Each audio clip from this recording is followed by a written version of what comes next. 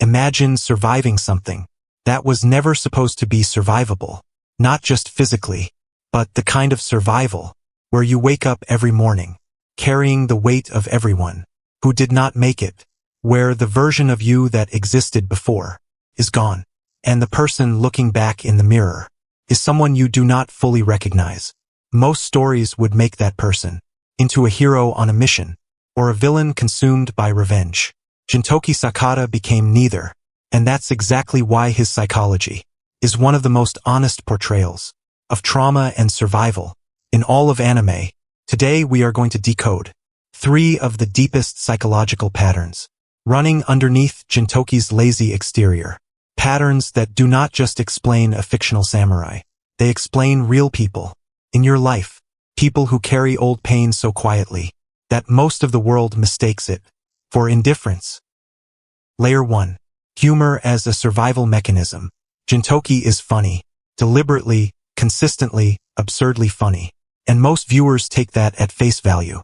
The comic relief protagonist, the goofy lead, the guy who reads Shonen Jump instead of training. But watch what happens when the humor stops. Watch his eyes. In the moments between jokes, there is something behind them that does not match the performance. A stillness, a distance, like someone watching the present moment from very far away. Here's the psychology. Humor is one of the most sophisticated coping mechanisms the human mind produces. Psychologists call it sublimation, the redirection of painful emotional energy into something socially acceptable, something that keeps people close, without requiring you to be vulnerable.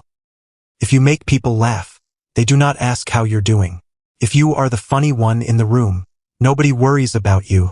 And if nobody worries about you, you never have to admit that there is something to worry about. Gintoki lost his teacher. He lost comrades. He survived a war that left him with blood on his hands, and no one to process it with. So he became funny, not because he found life amusing, but because laughter was the only socially acceptable container for grief that had nowhere else to go. You know someone like this. Maybe you are someone like this.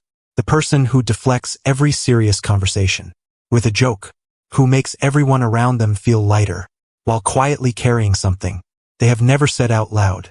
Their humor is not shallowness. It's architecture, a structure they built to keep the weight from crushing them in public. Pattern 2. Chosen mediocrity as emotional protection. Gintoki is exceptional. His sword technique, his instincts in battle, his ability to read people and situations with a precision that contradicts everything his lazy exterior suggests, and yet he chooses to run a small odd jobs business, to live in a modest apartment, to avoid anything that looks like ambition or greatness. Most people read this as a character quirk. It's actually a trauma response. Here is the psychology. When someone has lost everything they fought for, when their idealism was answered with destruction, the mind develops what psychologists call a shrinking strategy. If I don't build anything big, I can't lose anything big. If I don't care too deeply, the loss won't hollow me out. If I stay small and ordinary, the world has nothing of mine worth taking. Gintoki's laziness is not laziness. It's a carefully maintained ceiling, a self-imposed limit on how much he allows himself to invest in any outcome, because he already knows what it costs to invest everything and lose it anyway. You see this in real people too. The person who is clearly capable of more, but consistently undershoots, who turns down opportunities, who jokes about their own potential before anyone else can comment on it. They are not lazy. They are protecting themselves from the specific pain of trying their hardest and still losing, because if you never fully try, the failure is manageable.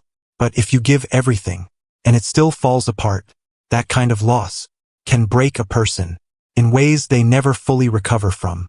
Gintoki already experienced that break. So he chose ordinary, not because ordinary was his dream, but because ordinary was the only thing that felt survivable. Layer 3. Attachment as the final frontier of trauma. This is the deepest pattern, and the one most people miss entirely. Gintoki is surrounded by people he loves. Shinpachi, Kagura, the regulars of his world. He protects them with everything he has. The moment they are threatened. But watch how he holds them. In the quiet moments. Always at a slight distance. Always with a joke instead of sincerity. Always deflecting the moments. That could become genuinely intimate. His greatest fear is not death. His greatest fear is attachment. Because Gintoki already knows what attachment costs. He loved his teacher completely. He fought alongside people he would have died for. And then they were gone.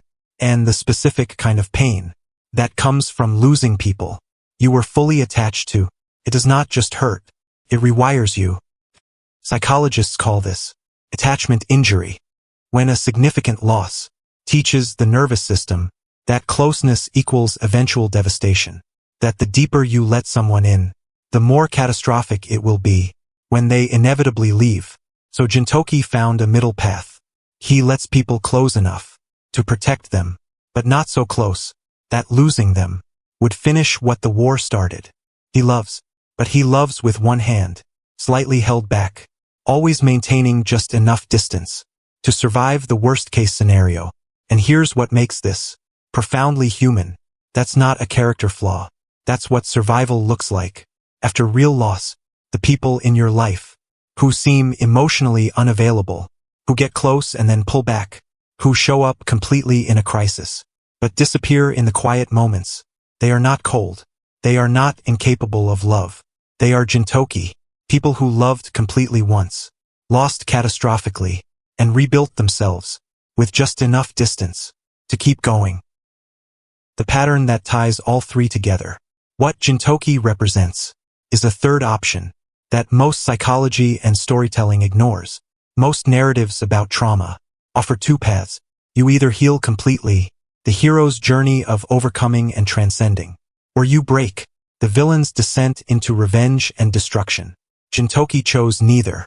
He accepted that he was changed, that the person who existed before the war was not coming back, that complete healing was not the point, and from that acceptance, he built something quieter, a life not of greatness, but of presence, a commitment not to save the world, but to protect the people directly in front of him.